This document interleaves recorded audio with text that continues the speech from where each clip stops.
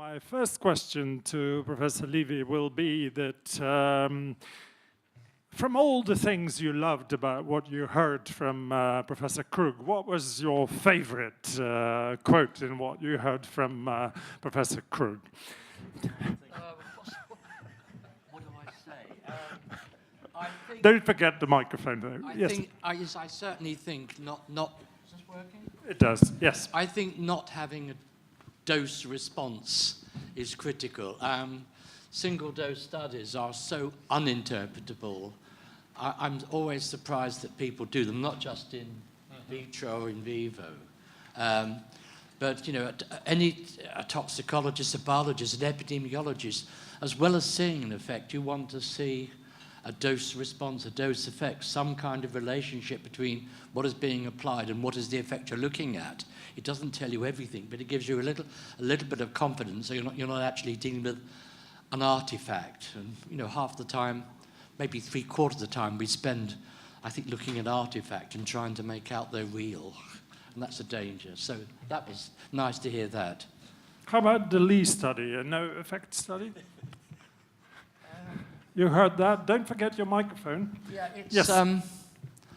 I don't have problems with that. It's a kind of dose response study. I mean, the Lee study looked at a number of different doses. You might think it's heroic at one end and a no effect at another, and it's real. But I'm more concerned with what I heard earlier, it's not the dissymmetry that worries me so much, it's actually the relevance of the effect at all, and it's from a rat.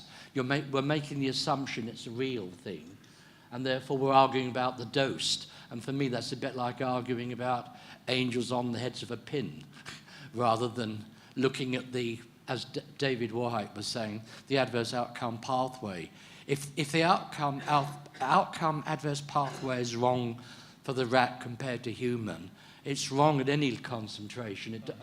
So it doesn't really, for me, the dose is of secondary importance to the biology. Does that make sense? So the first thing is we forbid now rat experiments. No, I just think you have to use them in a very sensible fashion. I mean, I think, you know, it's almost as if we're going to hear epidemiology tomorrow, and it's almost as if, for some reason, people have accepted that the rat is the gold standards and you use human data to support the rat studies. Maybe I'm crazy, but I used to think it was the other way around. We do experimental work to help us understand the human data. And if you've got if you've got good data, human data, you think you understand, and it's good and reliable, why are you using rat data, which is, if you like, an interpretation which you don't feel confident about, to try and destroy the human data in some way? So, in other words, these humans are lying to me in some way. I trust the rat, but not the humans. So I find that a bit bizarre, because I stand back looking at looking at a range of data when I'm OEL setting, and most of us do, and we try to look at all of it and to say, what's the most informative of the things I'm looking at, and which way is it pointing?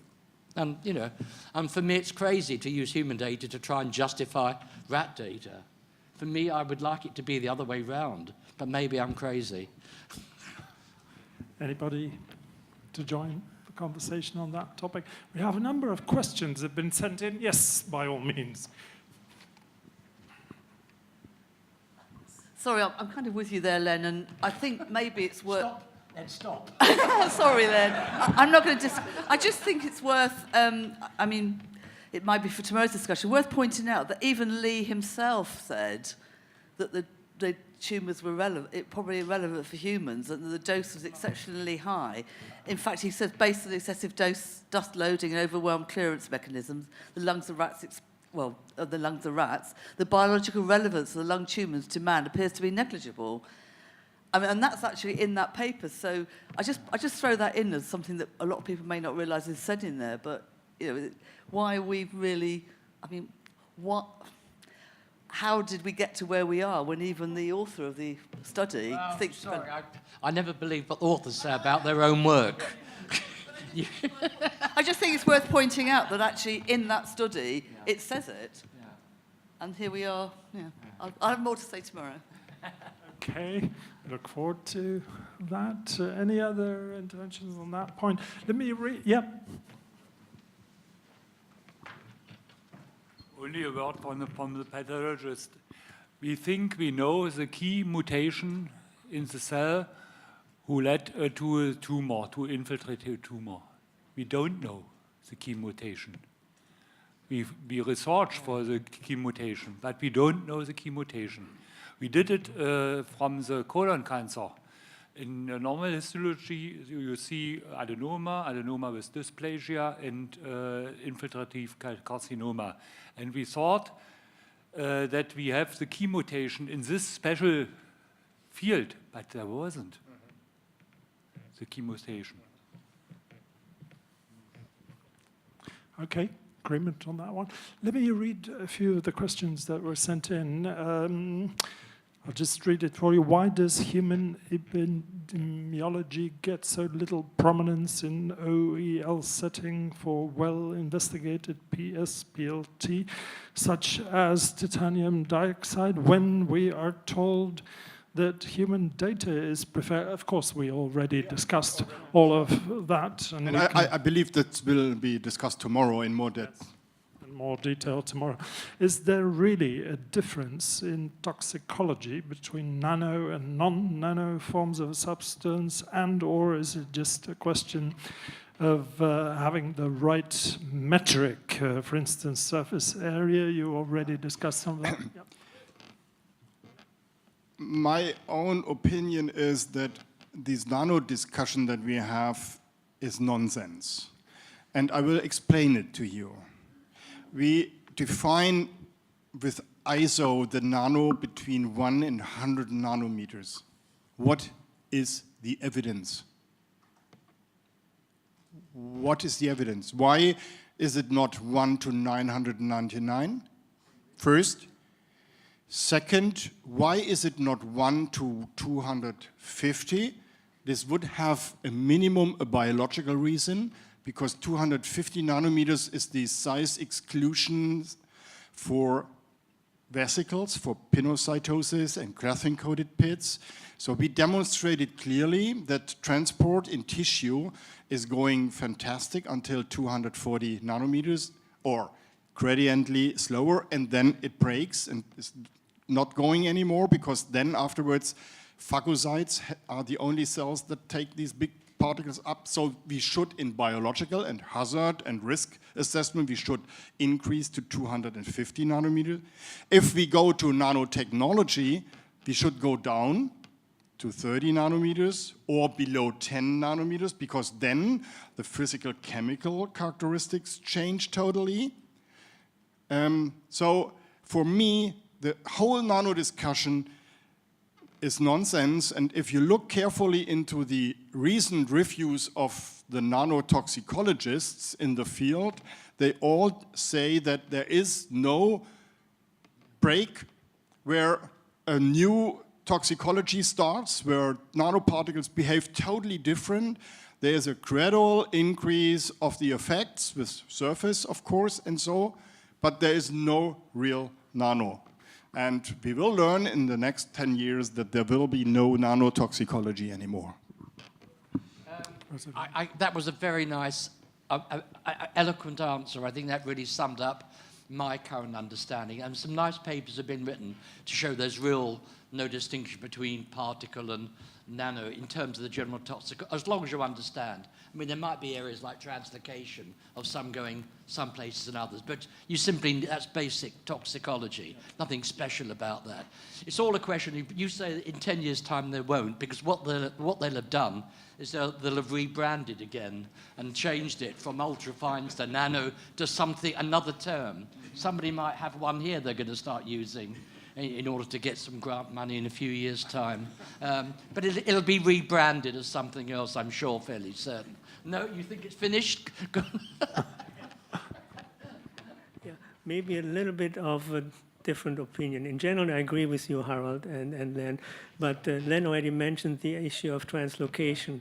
And think about, for example, translocation along the olfactory, the trigeminal nerve into the brain. And that's size limited because it has only a certain diameter, the axons that go there, yeah? That's one issue. And so also there's the study by Aufan. I think, Harald, you indicated that when you said the 13 nanometer, below 13 nanometer, things start to change there. And the other issue is we have studies that was with TI2 again, where the reactivity per centimeter square of the surface changes depending on the size because of the density of so-called defects. They increase with larger sizes, so you get a big change in the reactivity. So there are some differences between, But this is for nanoparticles, let's say, below 10 nanometers and smaller. The olfactory bulb, the trigeminus or the olfactory nerve, in humans, I think it's about close to 100 or maybe 150 nanometers, yeah? So it goes even bigger. So I agree that there is no sharp limitation of what should be 100 nanometers. That's nonsense, obviously. Okay. Intervention. Your seventh intervention? Yes. Related to the size, my question is, why should we be afraid of inert nanoparticles when we are not afraid of solutions where the particles are 2 orders of magnitude smaller?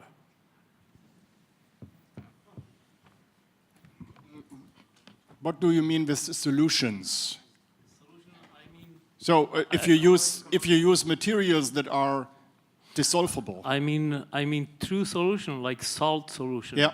Yeah. When I was in school, in college, we learned that there is no sharp line between the true solution and a dispersion. And the seawater was given as an example. So salt solution is actually a dispersion which almost behaves like a solution.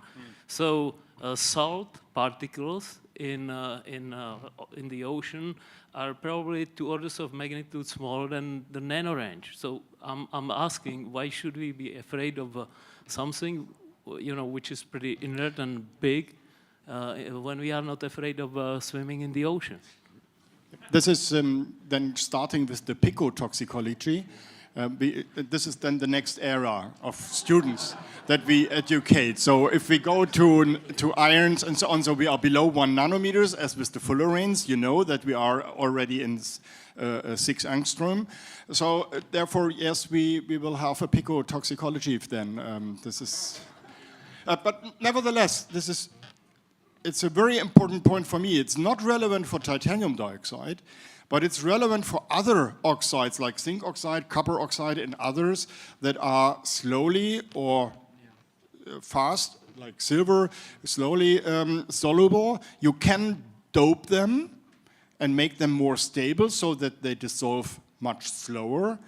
And this is a problem because, let's say, zinc is an essential element. We all know we need zinc. Zinc has a really toxic window starting at 120, 150 micromolar concentration as zinc ion. And if you take 5 nanoparticles of 20 nanometers in diameter and you put them in a cell and they are dissolved, then the cell will die because they will do apoptosis. And this is after dissolution. So therefore, these slowly dissolving materials are probably somehow toxic when they are transported as nanoparticles, easy transport, Trojan horse-like uptake and so on, and then start to dissolve. Then you have a problem because then you have ionic toxicity. And this is in the case of an essential element like zinc, it is a problem. You only need 5 particles per cell. Okay. Time is almost up, Professor Levy, briefly. It's just thank you. Picking up your point and going back to the point that Gunther was making about the olfactory spark. I was at a meeting a little while ago in New York. It was a manganese meeting, and of course, manganese is not inert, although it might be particular size. But if you've got a neurotoxin being delivered via neuronal tissues to a part of the brain, then you have to start thinking about something else apart from just simple particles alone. And their slow solubility, and they're measuring it and might find something.